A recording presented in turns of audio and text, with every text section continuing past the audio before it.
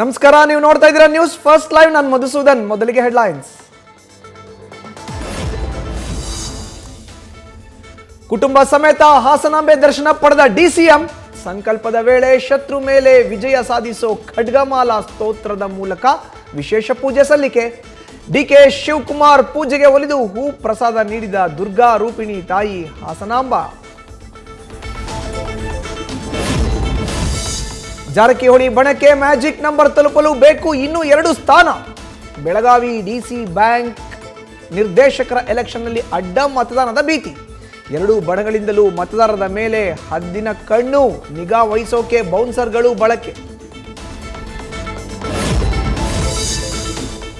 Deadline ಹತ್ತಿರವಾಗ್ತಿದ್ರೂ ಆಮೆಗತಿಯಲ್ಲಿ ನಡೀತಾ ಇದೆ ಗಣತಿ. ಬಾಕಿ ಇರೋ 9 ದಿನಗಳಲ್ಲಿ ಬೆಂಗಳೂರಿನಲ್ಲಿ ನಡೀಬೇಕು 25 ಲಕ್ಷ ಮನೆಗಳ ಸರ್ವೆ. ಈವರೆಗೂ ಜಿಬಿಎ ವ್ಯಾಪ್ತಿಯಲ್ಲಾಗಿರೋದು 14,27,000 ಮನೆಗಳ ಸಮೀಕ್ಷೆ ಮಾತ್ರ.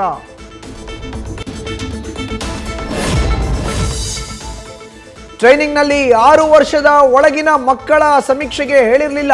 90% ಮುಗಿದ ಮೇಲೆ ಈಗ ಮರು ಸಮೀಕ್ಷೆಗೆ ಆದೇಶ ಕೊಟ್ಟಿರೋದಕ್ಕೆ ತಿರುಗಿಬಿದ್ದ ಶಿಕ್ಷಕರು. ದಾವಣಗೆರೆ ಡಿಸಿ ಕಚೇರಿಗೆ ಮುತ್ತಿಗೆ ಹಾಕಿ ಆಕ್ರೋಶ.